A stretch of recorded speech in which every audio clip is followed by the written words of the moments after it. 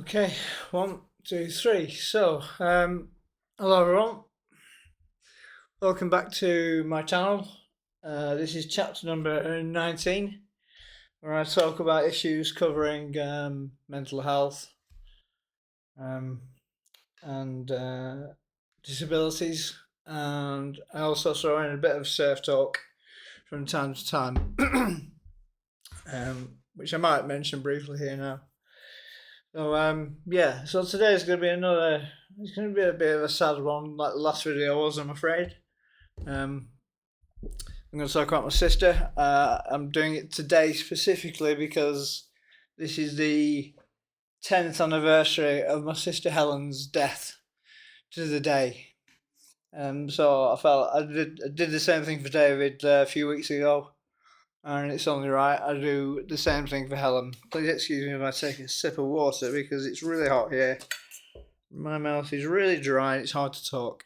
It's a side effect of the medication I take for my dysautonomia. It causes the mouth to be a bit dry. It's a bit annoying. So, yeah. The last video, it got a bit emotional, I suppose, but I was very close to Dave, and it brought back a lot of memories and feelings. The sad reality is that with my sister, we weren't that close. Me and Helen, we kind of drifted apart quite a lot, really, and it happened a long time ago. Not because of any great acrimony, just because we were quite different people, I think. Um, so we just saw the world in different ways and lived in their different ways. Um, and we were both temperamental in our own ways as well. So it was hard to form a close bond with her. But that's not because of anything she did wrong or I did wrong. It was just the way it was. She died of melanoma cancer. She died the year before David died. So that 12-month period was really something else. Let me tell you, it was just so unreal. It wasn't like I was in a state of great distress every day through all of that. It was like a year of feeling quite numb more than anything else, and just waiting for the inevitable. Um, Helen died quite unexpectedly. Actually, she'd been receiving treatment for cancer for about I think it was 2 years, maybe more. And I think they caught it quite early as well. But melanoma is really aggressive, and you're lucky if they can intercept it before it starts to spread. And even though they caught it early with Helen, they didn't catch it early enough. And when she died, um, I'm led to believe that she had 8 tumours growing in her brain, which is not good. And she left behind 3 children, which is tragic, really tragic. She left 2 little boys who were just babies at that point. They were still crawling around. And a 5-year-old daughter who I speak to from time to time now, and she's lovely. She's really turned out to be a mature, funny, interesting, intelligent person. Bit like my sister, really, I suppose. They're very similar. They look very similar. It's quite strange when I speak to my niece. I really feel like I'm talking to my sister sometimes. So the sweet part of it is that when she did pass away, she was recovering. Actually, she was showing some positive response to a treatment she was receiving from a hospital in Israel where she lived. And her husband, who was pretty successful businessman, as far as I could make out, took the approach of sparing nothing to give her the best treatment she could possibly get. So she was resting one day and just lying on her bed upstairs, I think. And her husband, Helen, was pottering around, and then her heart stopped. That's all it was. She was asleep and she died. I'm told it's because of the amount of bleeding from the tumours in her brain, which brought her blood pressure down. Yeah, that's as much as I know about it. I did get one chance. Sounds pathetic, but I did get one chance to email her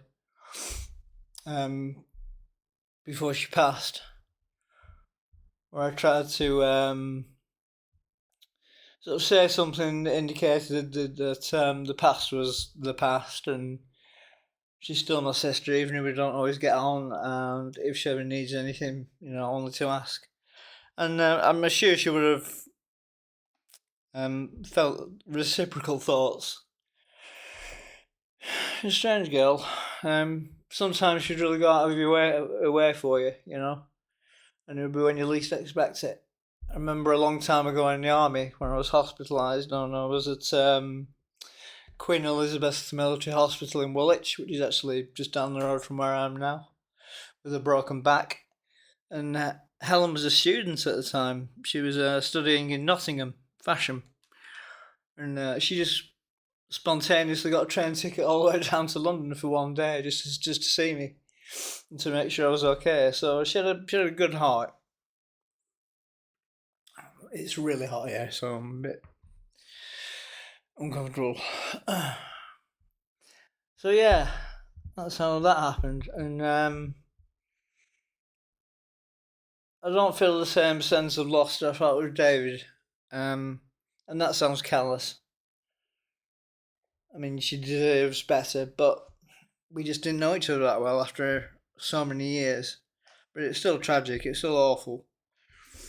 It was awful getting the news completely out of the blue and having to arrange transport for Mum and David, whose cancer had just come back at that point, and get them on a train down to London, then get them on a plane to Israel. We had like 2 days to do all this. We found out on the Saturday, and the funeral was on the Monday, if I remember correctly. So it was a hell of a journey. And I was working on the Saturday night as well in a data centre.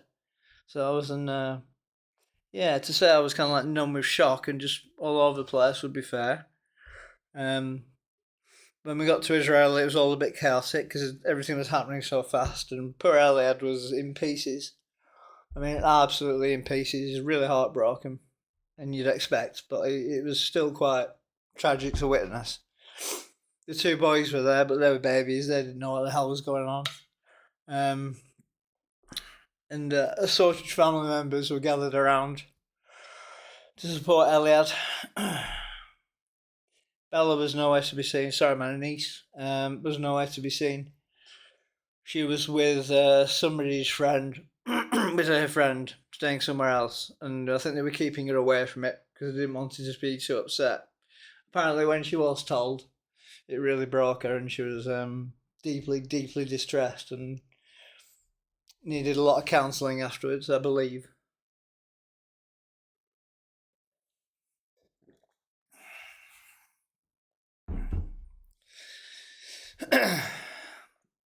And despite the distance between us, I still grieved for her, and I was still very much rather she was alive and happy and enjoying looking after her family. But it is what it is. Sometimes life just throws you a weird bag of shit to deal with, and you have no choice but to deal with it. So there you go. So we sat around in Israel for a week, and then we realised there was nothing we could do, and we got on the plane home and carried on. And then a year later, David passed. So Helen's passing was the start of just a really weird 12-month period. Yeah, it was rubbish. Glad that's gone. And I'm glad, although it's tragic, I'm glad Helen's at peace. Buried out in Israel, where she really loved to be. I think she loved the weather and the sense of community. And I know that she kind of had a temperament that was right for that place because they are very vivacious and they live life to the full. And I know that talking about Israel at the moment is a bit of a contentious subject for some people, but I'm talking about individuals here. And yeah, she fit in well, and even now, 10 years later, people still post messages on her Facebook page, saying we remember you, Helen, we miss you, and so on and so forth. So she had a real impact on people's lives. She was a very strong character. She was also very, very talented and intelligent. I mean, beyond any doubt, she was a fashion designer. When she graduated from Nottingham, she worked in a few sort of fairly average jobs, but then ultimately she went on to design. I think it was like mainly women's wear for Next and Marks and Spencers and a few others, like big names. And she went and worked as a designer for a company called Ultimo, which was like a sort of Victoria's Secret thing. This is why I really wish we had been close together, because I'd love to have met some of those models. Oh, good grief, shocking stuff. But yeah, she designed like a range of lingerie and all that kind of thing. Victoria's Secret were interested in her work. They were so interested in her work that they flew her over to New York for an interview, looked at her portfolio, then basically stole it. And there was nothing she could do about it, so that sucks. But it says something about how capable she was and how talented. So I think she deserves to be remembered for that, because it meant a lot to her. But that episode left her feeling bitter, I think. So she moved on in life. So she went to Spain, and I think she met her husband there. And she learned the language, and she started up her own business there in Valencia.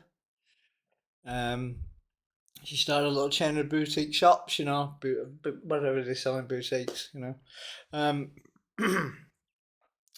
and then the financial crash 2008 killed all that. Business had dried up.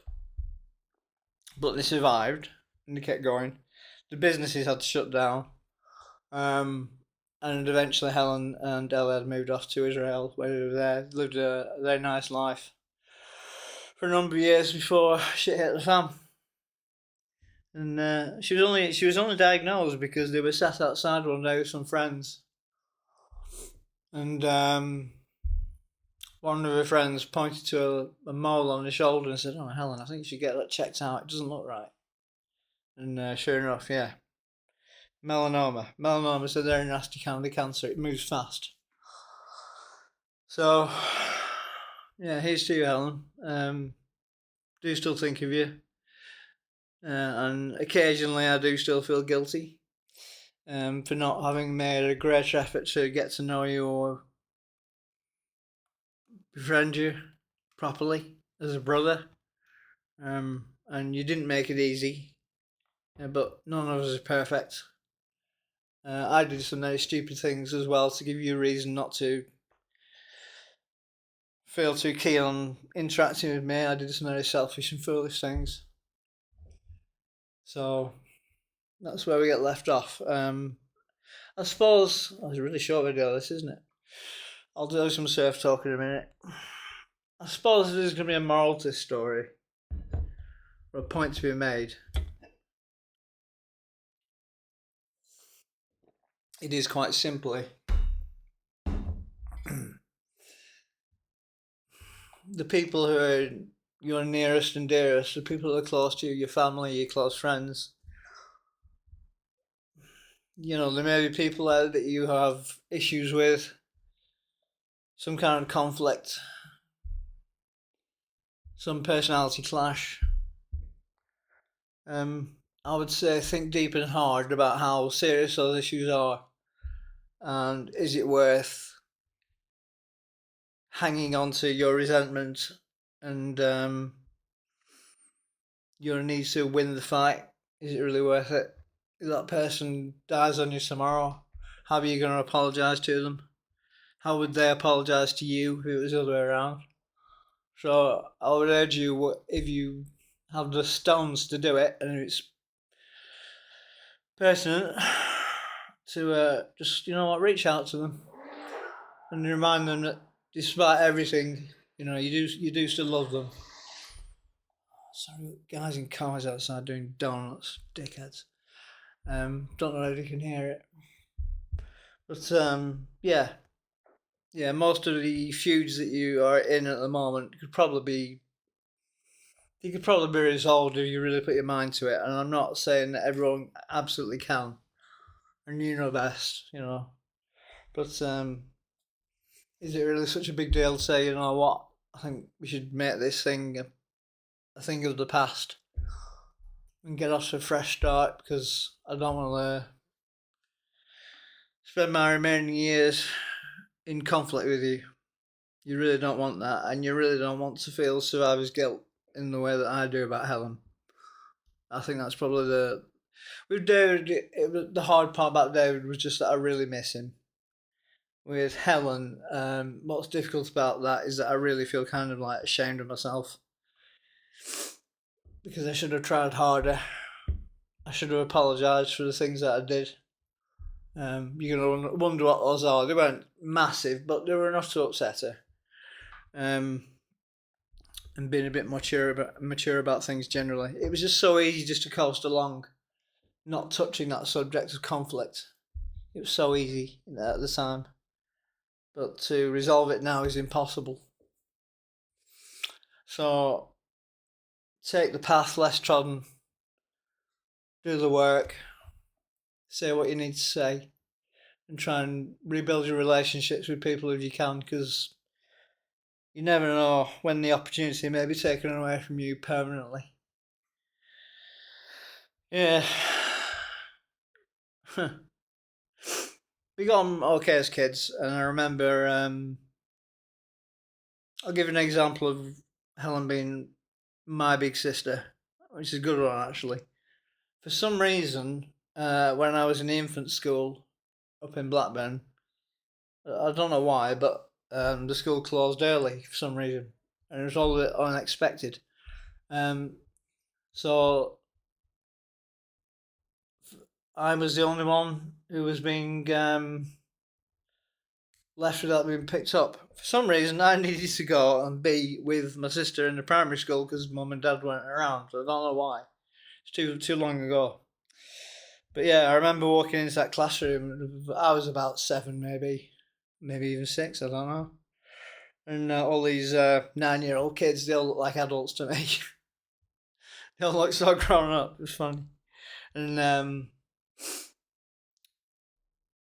the headmaster said, well, do you want to sit with me in my office, or do you want to sit with your sister? So I immediately kind of like went and stood next to my sister, and all the class laughed a little bit. Like, oh, so cute. And I was sat next to this kid who had a book about army stuff. So I was reading this book and sat with my sister and feeling all grown up. Yeah. There are happy memories from that relationship with my sister. It's not all bad. A lot of it was good. But yeah, I should have tried harder. So please heed this advice. So yeah, rest in peace, Helen. Despite everything, I do miss you.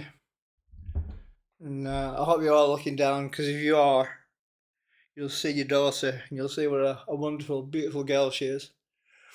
And your 2 sons, how they're growing up to be confident and happy and cheeky and disrespectful, much to my niece's dismay, who thinks of herself as a bit of a mother hen, I think, sometimes. But yeah, you raise, you get birth to 3 great kids, Helen. And I hope you do see them now. I'm sure you do.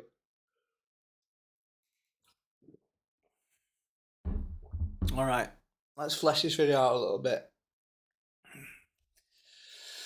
So, I never talk much about surfing, and I really kind of want to bring it into this channel. That is going to start happening for various reasons. The main reason being that I can't actually surf more consistently now. I don't need as much assistance. I don't really need an instructor sort of guiding me, maybe pushing me around on the water, which is generally sort of student beginner stuff. I can pop up on waves pretty comfortably now. I've got the technique and the sense of balance. You wouldn't think so, but I do. I can do it. And in 2 weeks, I'll be in Bristol. There's a great artificial reef there called The Wave, imaginative, and it's like fan shaped, and the waves start at the apex, and they break left and they break right, so it's perfect for people who are what they call goofy footed. It's just wave talk for surf talk for being left-handed. So you can try waves on both sides. That's really good. It's very safe. The instructors are very good. The facilities are excellent. The gift shop is a rip-off, but it's a gift shop. You can get accommodation on site. It's tented accommodation.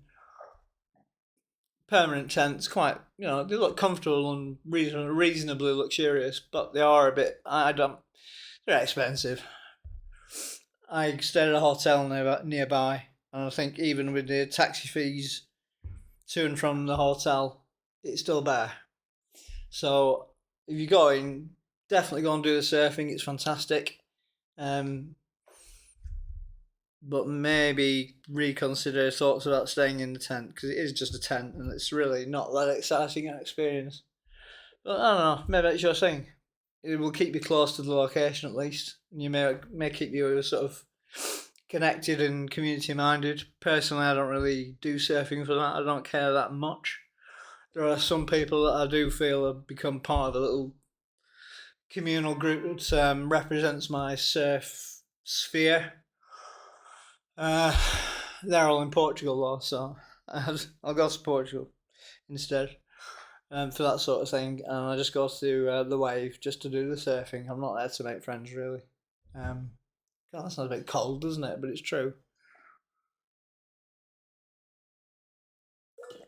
So yeah, I'm hoping to get a better experience this time, just because my surfing is better, and therefore, fingers crossed, I'll have a video that's actually worth making, and we can start upping the tempo of these videos a bit as well. I've been really kind of busy and distracted this last few weeks, so the one a week format has fallen apart, and I want to kind of reinitiate that. Yeah.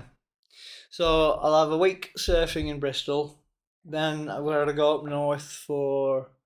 Oh yeah, it's the christening of my goddaughter, Nora. Looking forward to that. That'll be cool. Then back down here. Then late September into October, I'll be in Portugal surfing, all being well. I'll do some more beach walk videos. I will do a city walk video as well. I'm doing better with the dystonia now because of the increased dosage of Botox. Probably doesn't look like it at the moment, but I think the heat's kind of wearing me down a bit right now. So, making me a bit uncomfortable, and that just kind of triggers the spasms a bit. But I'm alright. So yeah, I might do a city walk video, show you around the streets of Porto. It's a beautiful city, really nice place. And hopefully get some footage of me surfing, fingers crossed. Next year I want to buy my own little drone, like that can track you and follow you around and can land on water, so it's perfectly safe. So you're using the sea. That'd be good. I'd like to get some tracking shots like that. And by then I would expect my surfing to be reasonably competent and actually worth looking at. So until then, I'm going to be keeping fit, working out. I'm doing a lot of that right at the moment, and practicing on my little balance board. Did I show you this? It's basically this thing. You can see where I've been standing on it actually, and underneath you can balance it on like a sphere, and then sort of wobble around, and it helps you develop your sense of balance. It is useful. It has helped me improve my balance massively. It was also a rip-off, but there you go. So I use that a few minutes every day, and I'm getting better on that. So we can balance on that thing. Balancing on a surfboard is nothing. That's just easy. So yeah, so surfing in August, then surfing end of September through October. which I like. That cool, I really enjoy that cooler weather. This 30-degree stuff, it's not for me at all. I don't think it's for many people in this country. Yeah.